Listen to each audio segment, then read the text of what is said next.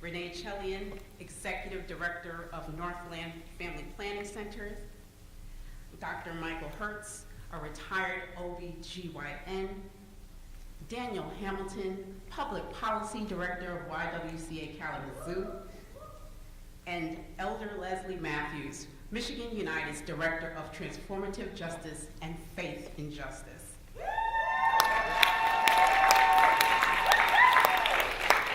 And now I'd like to turn it over to Renee Chelian. Go ahead, Renee.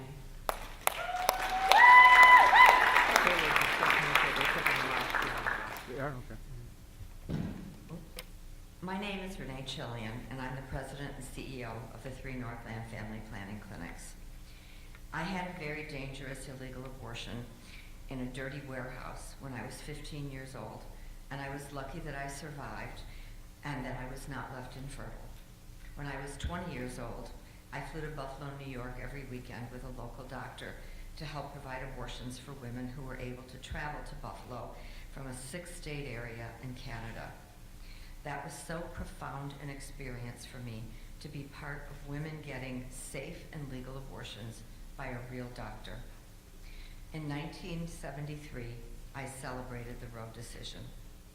In 1976, I opened the first Northland Family Planning Clinic with my vision of how abortion care should be provided, medically safe, and with the dignity and respect that all patients seeking abortion services deserve. I have been an abortion provider for 49 and a half years.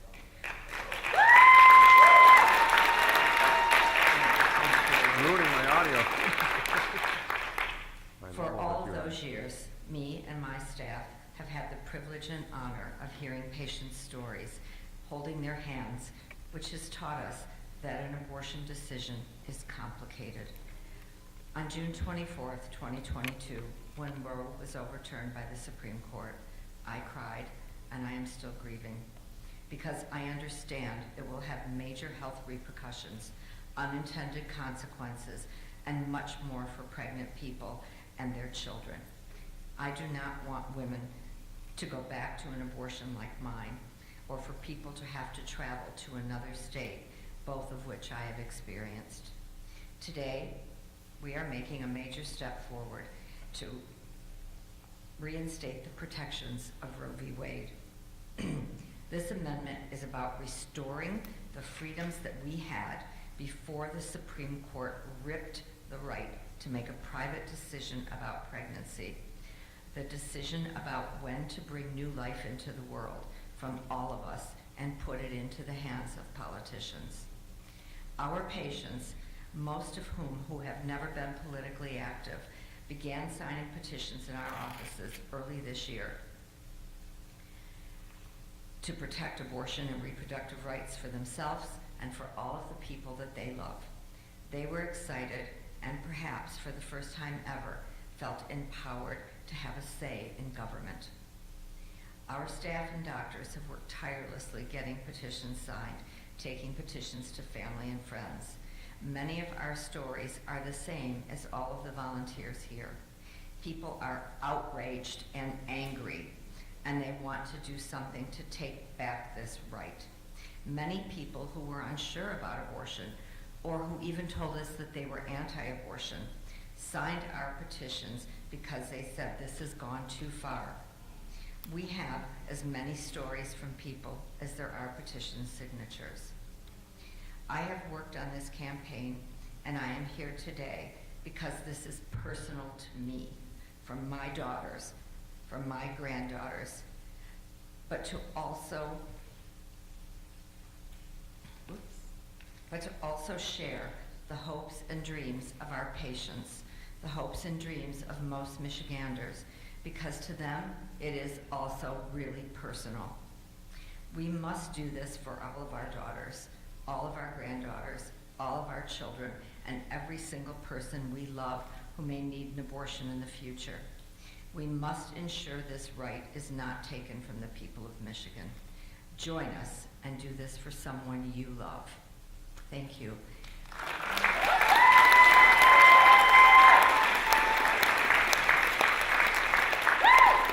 And now I'd like to introduce Dr. Michael Hertz.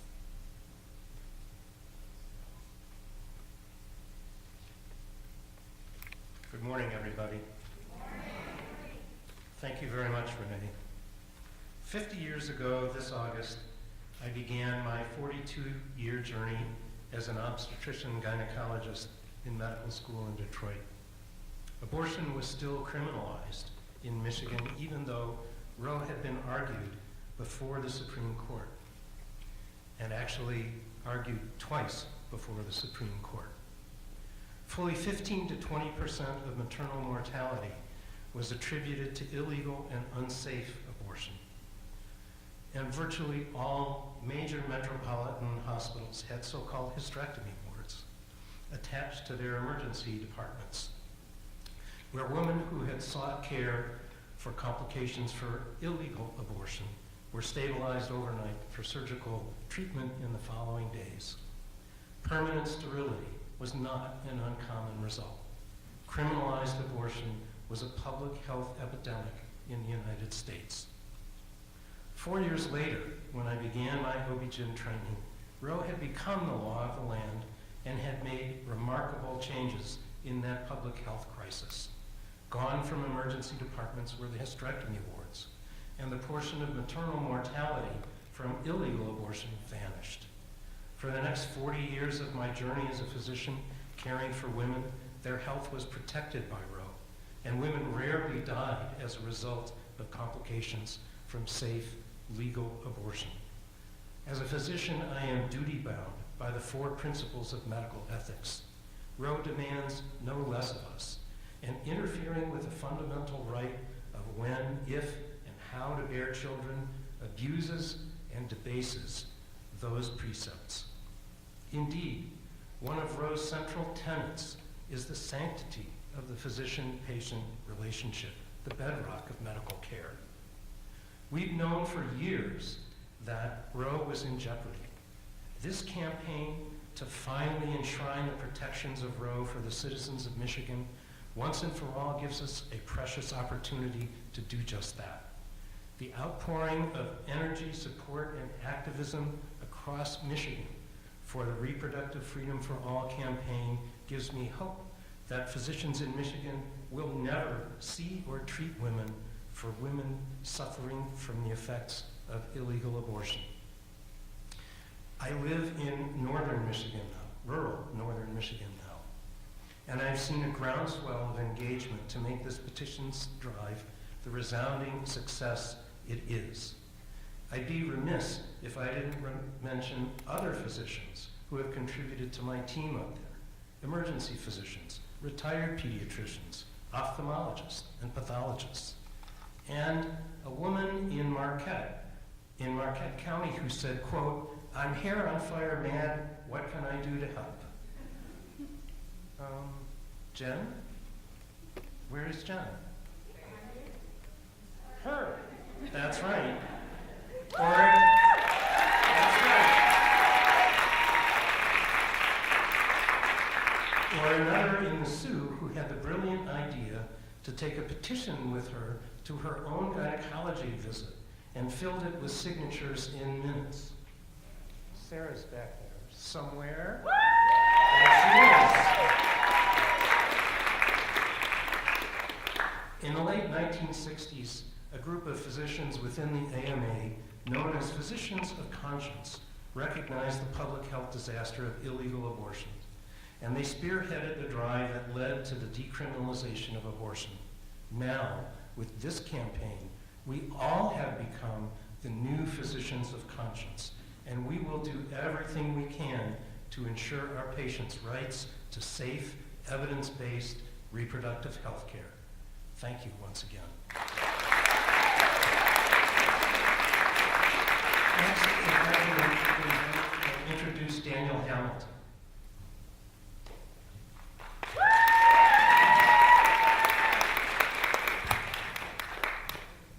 Good morning.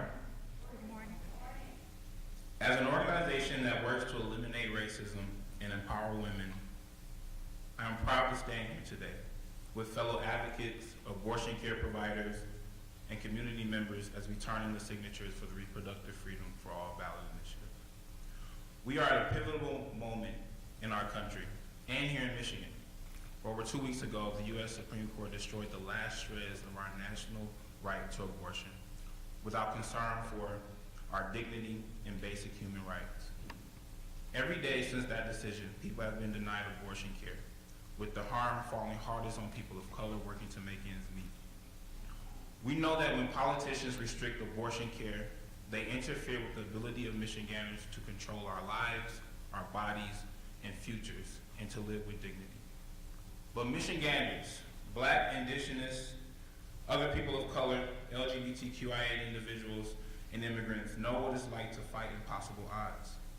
With decades of restrictions on reproductive health care, the YWCA Kalamazoo took action a year ago and launched the first comprehensive reproductive health fund to help our community overcome financial and logistical barriers to accessing abortion care, doula care services, and gender-affirming care as well.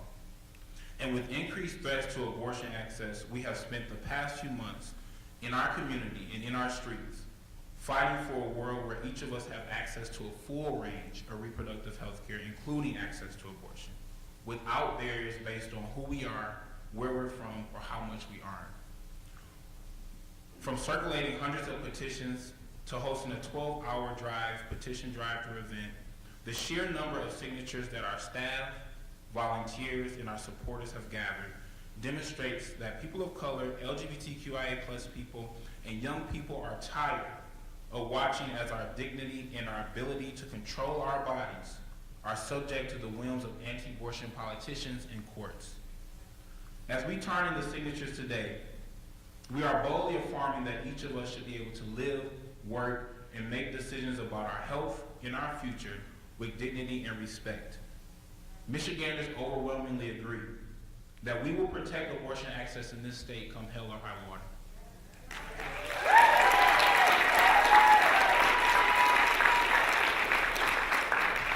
The stakes have never been higher.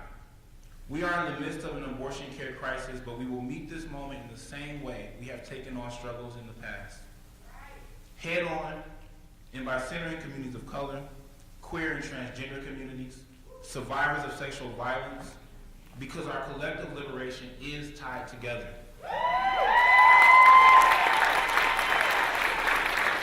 With the powerful showing of signatures today, Michiganders are making clear that bold action cannot wait, and we will continue to make our voices heard both in the streets and at the polls. Amending the Michigan Constitution is about claiming our power, our autonomy, and our human right to control our bodies. Today we recognize that we have fought hard to arrive this far, and we are just getting started.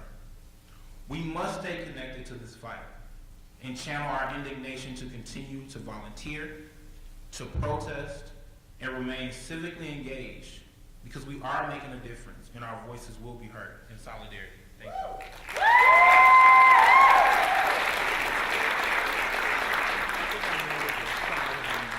Now I would like to pass it to Elder Leslie Matthews. Thank you.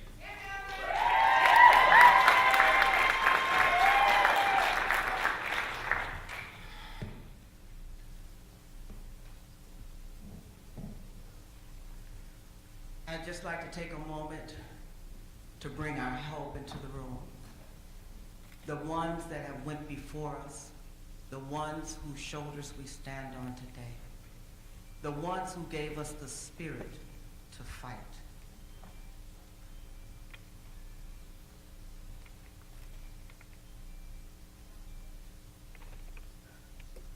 When our bodies are under attack, what do we do? Stand up, fight back. When our bodies are under attack, what do we do? Stand up, fight back. When our bodies are under attack, what do we do?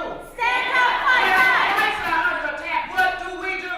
Stand up, fight back. Good morning. Good morning. My name is Elder Leslie Matthews, and I am the Director of Faith and Justice and Transformative Justice at Michigan United. I shouldn't be here today, but I am. I am over 60 years of age, and my rights as a woman, as a human being, has been ripped away from me and 167.5 other million women in this country. On June 24, 2022, The United States of America Supreme Court literally snatched my breath out of my body. I was confused, and now I am mad as hell. And you know what they say. Hell has no fury like a woman scorned.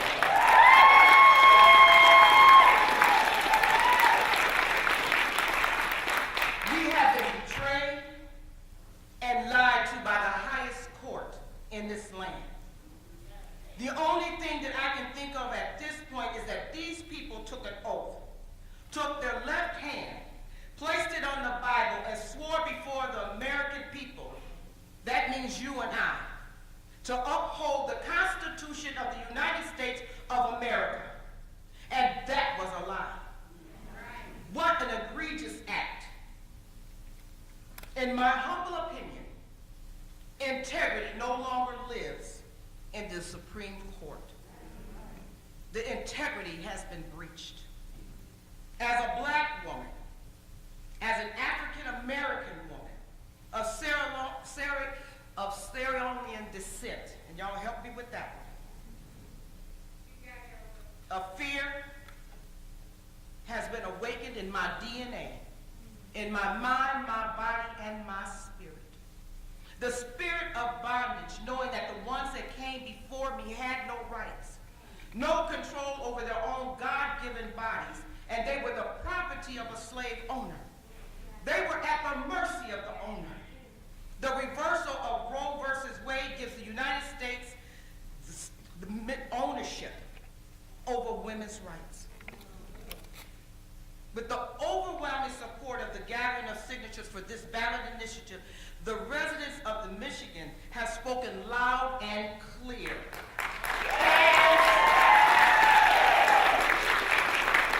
Hands off of our mothers, our daughters, our aunts, our nieces, our grandmothers' bodies. Our bodies will no longer be the property of the state or the politicians.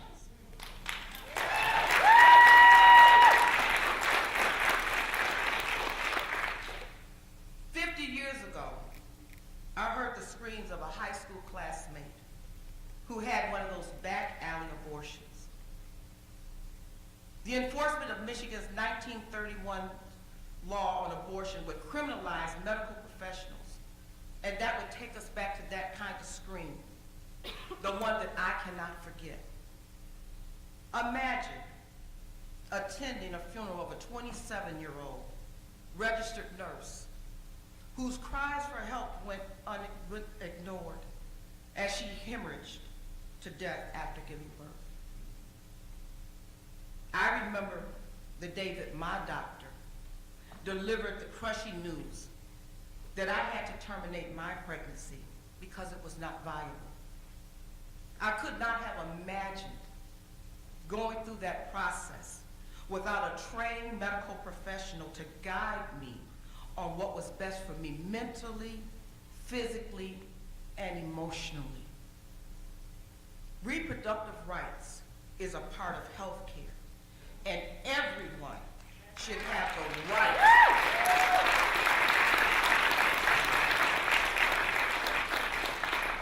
to receive holistic health care.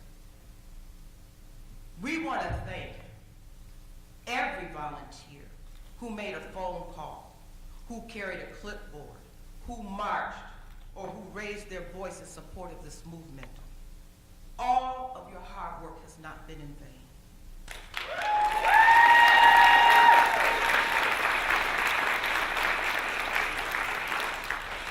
Our work moving forward will not be in vain. This work remembers every woman who has died in a back alley, on a dirty floor of a back room. Every woman who has lost their ability to give birth due to a botched abortion. This work remembers every rape victim, every victim of incest, every woman who has given birth in a cotton field, every defiant pregnant woman who tried to escape slavery and their belly was split open as a punishment. This work remembers you. The people of Michigan and and this country are in the fight for their lives. What do we do when we're under attack? Stand up. What do we do when we're under attack? Stand up, fight back. My vagina is my business. My vagina does my vote. Remember, every November, because we see now there was a price to pay. Thank you so very, very much. And at this time, I'd like to bring back, as we finally call her, Dr. Shanae Whitaker.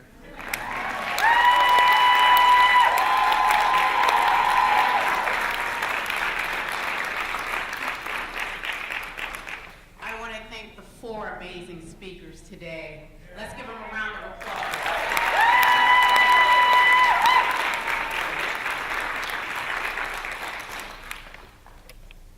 And now I'd like to introduce you to our campaign co-chairs. Summer Foster, co-executive director of Michigan Voices, Nicole Wells Stallworth, executive director of Planned Parenthood Advocates of Michigan, and Lauren Kogal, executive director of the ACLU of Michigan. But they'll be going in the following order: Summer first, Lauren second, and Nicole, last and not least, last.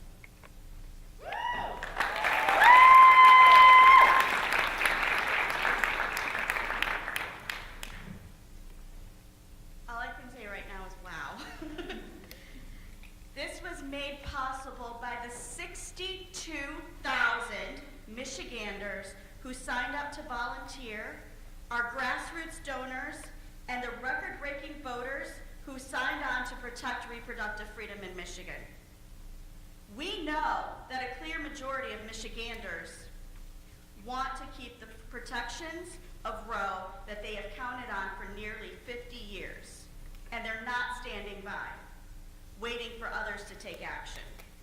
People from every corner of the state, people from every county of the state who signed our petition, and every walk of life jumped in, got to work, and brought us here today. That historic energy and momentum will power us through November.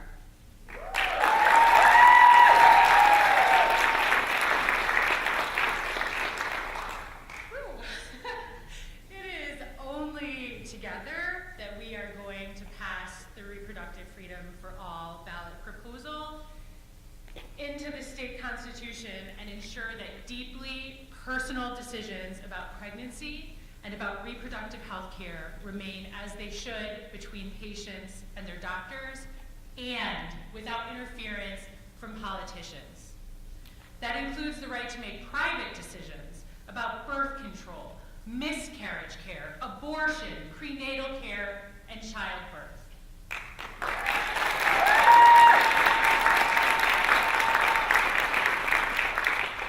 Generations before us have fought tirelessly to gain and protect the rights that we have today.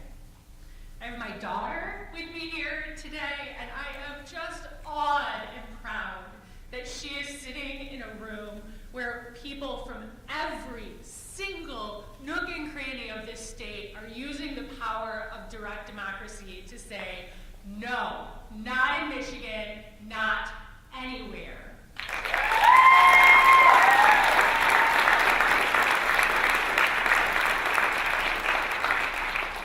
The devastating ruling by the U.S. Supreme Court means that this next generation could have fewer rights than the generations before us. We have no choice but to fight on and pass this very common sense ballot measure.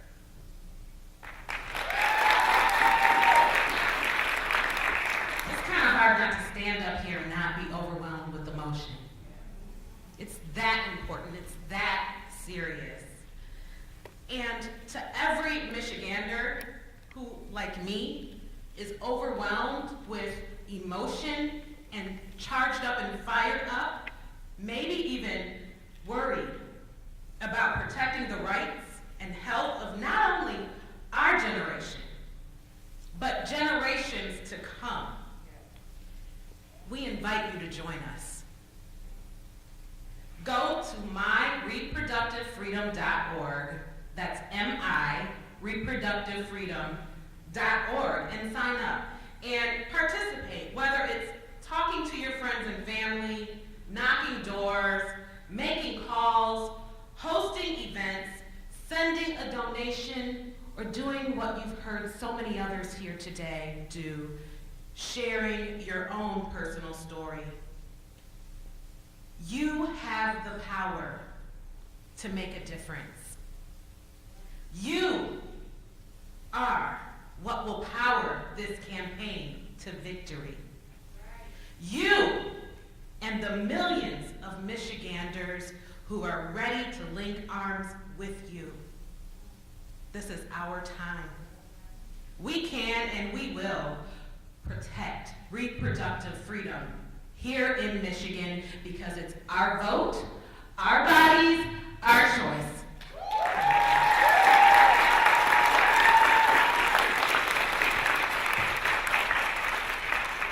We are going to now open up the floor to be able to take questions.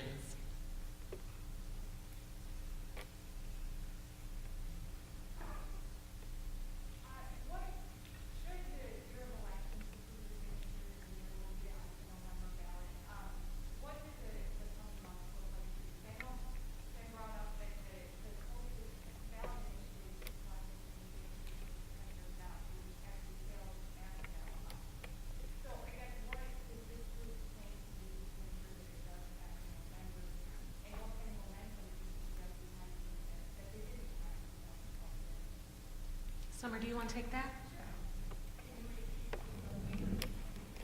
She's asking what do we need to do after we submit signatures to make sure that we win. And we're not done. We're just getting started. We plan to go to every corner of the state and tell people what this ballot means, what it means for your life, what it means for the future of your children and your grandchildren, why we need to protect reproductive rights in Michigan, why we need to pass this ballot measure to make sure that the people that we love are able to make their own choices when in regards to the health care. It's going to take a lot of education, it's going to take a lot of outreach, but we are prepared for it. We got 911,000 signatures and we are submitting 753,000, just over 753,000 signatures.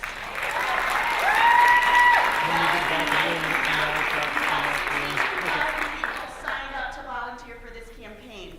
We are going to work with those people to go out and tell stories, to talk to their friends and families, and stress why we need to pass this ballot initiative, and we will do so.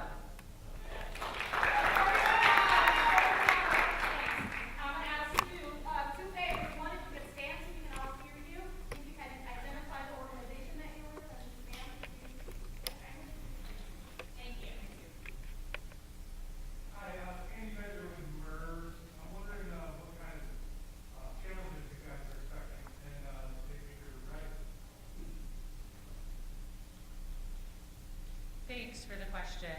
Undoubtedly, we are going to face challenges. We know that when an issue is as important as reproductive freedom in Michigan, that we are going to face challenges along the way. I think Summer just spoke eloquently about what it is that we have that nobody before us has had, which is we have a veritable army of volunteers standing up to support this initiative, to tell their stories, to sit around their kitchen tables and sit around their barbecues and share with each individual family member and each friend why this ballot initiative is so important. And we know that those stories and centering the people who have those stories to share is what is going to ensure that this initiative wins in November.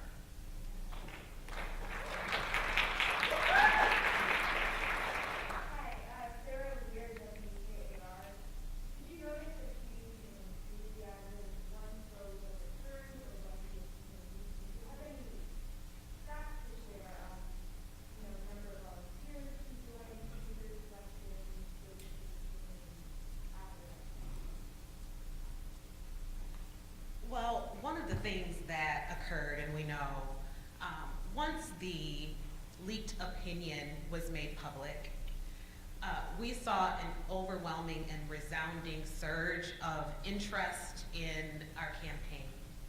And as talked about today, we have had over 62,000 volunteers who have signed up via our website at myreproductivefreedom.org to participate in our campaign from every county within this state of Michigan.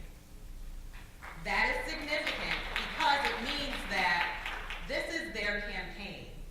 And we intend to work with every single person who has joined this campaign, who, like the many volunteers that are behind us, have really put the wind in the sails of this campaign to move it forward. This is a citizens-led initiative. We want to be very clear about that. Reproductive freedom is truly for all, and that is what we're seeing. We are seeing people from all around the state of Michigan, from all walks of life, become seriously invested and involved in this campaign because it's personal for them.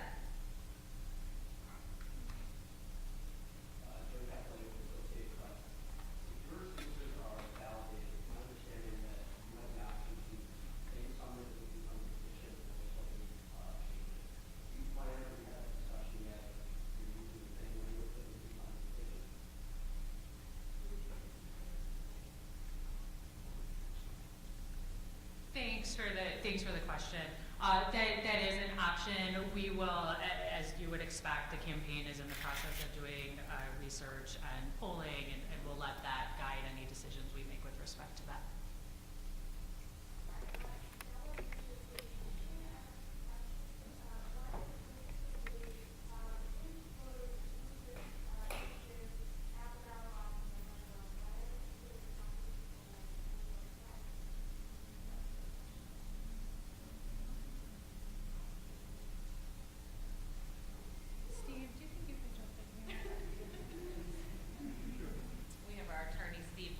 Has been advising us on our campaign, who is just to our left, who's going to join us on the podium to take that question.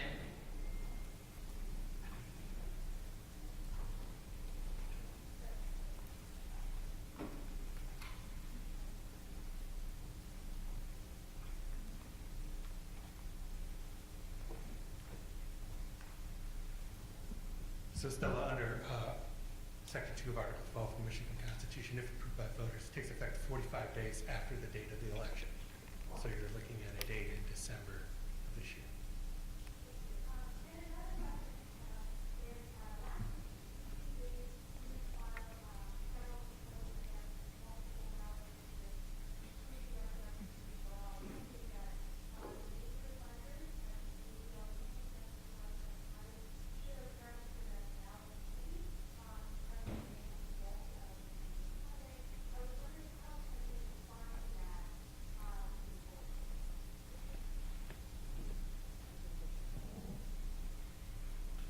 So we are confident in our process, and I can say that the complaint was not filed against the campaign itself.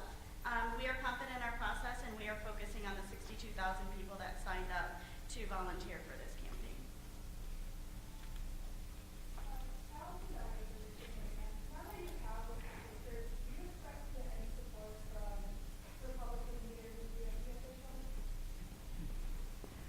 What we've seen is this issue crosses across party lines. We've seen Republican women come and sign the petition. I don't know what the leaders of the party will do, but I know that there are people from every party that support reproductive freedom in Michigan.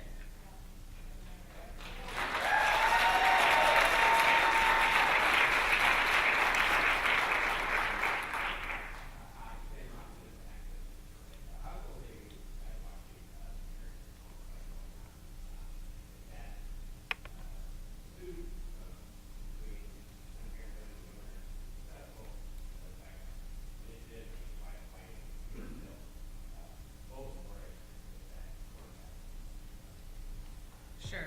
So Planned Parenthood of Michigan gratefully filed a lawsuit back in April, and it's under that lawsuit that we're able to have this temporary injunction that has been granted by the courts, making abortion legal here in Michigan.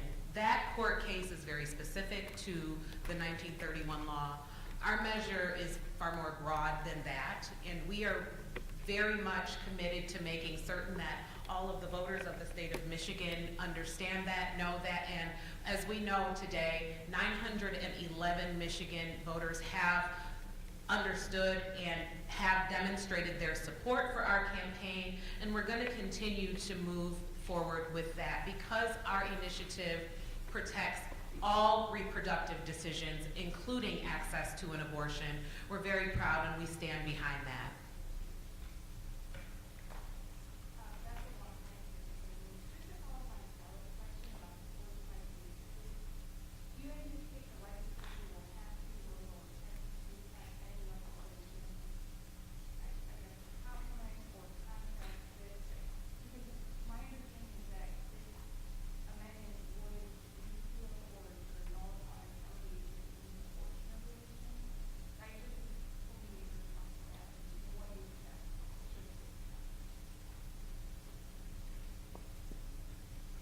We really don't know what the legislature will do as it relates to things that they are thinking in their minds as to how they might respond to this.